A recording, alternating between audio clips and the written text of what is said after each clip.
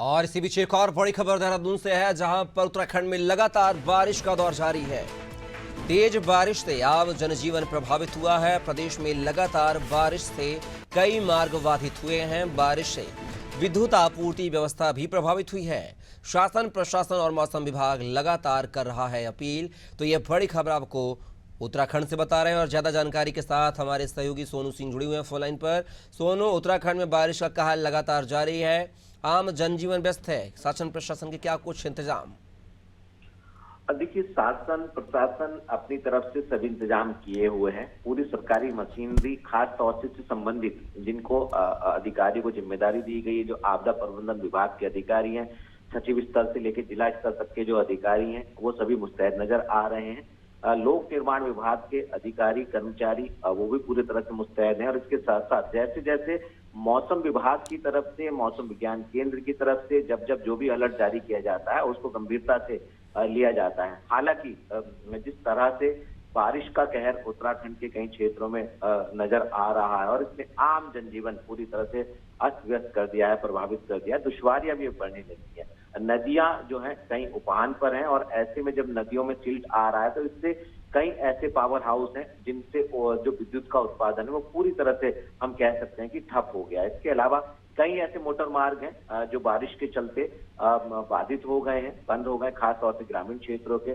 कुछ ऐसे क्षेत्र हैं जहां पर भूस्खलन के चलते 2 लोगों की जान चली गई। और अगर हम मैदानी क्षेत्रों की बात करें कपिल, तो देहरादून है, उधम सिंह नगर है, हरिद्वार है, जहां पर कई क्षेत्रों में जलभराव की स्थिति देखने को मिल रही है। तो कहीं ना कहीं जो मौसम का बदला मिजाज है, इसने अब व्यवस्थाओं को प्रभावित करना शुरू कर दिया है। हालांकि सरकारी तंत्र पूरी तरह से मुस्तैद नजर आ रहा है। शासन के स्तर पे, सरकार के स्तर पर, मौसम विज्ञान केंद्र के स्तर से और मंदिर समिति के स्तर से बार बार ये अपील की जा रही है कि जो भी बाहरी क्षेत्रों से उत्तराखंड की चारधाम यात्रा करने के लिए यात्री यहाँ पहुंच रहे हैं, वो आवश्यक रूप से मौसम का अपडेट जरूर ले लें। उसके बाद ही अपनी यात्रा के शेड्यूल को आगे बढ़ाएं, अपनी यात्रा के कार्यक्रम को आगे बढ़ाएं।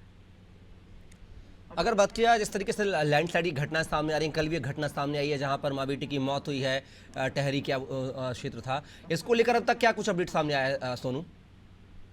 देखिए, जब भूस्खलन होता है या जो ऐसे गांवों के क्षेत्र हैं जहां पर पहाड़ अचानक से दरकने लग जाते हैं, अतिवृष्टि हो जाती है या बादल फटने जैसी घटनाएं सामने आ जाती है, तो इस पर किसी का बस नहीं चलता है। हालांकि रिस्पांस टाइम कम से कम कैसे हो सके, कैसे न्यूनतम समय में जो है वो सरकारी तंत्र राहत और बचाव कार्य के लिए पहुंच सके या कैसे सेना का सहयोग लिया जा सके, ये भी भूस्खलन की घटना। एक मकान के ऊपर जो है अचानक से मलबा आ गया और उसी में माँ बेटी दब गए और उनकी मृत्यु हो गई।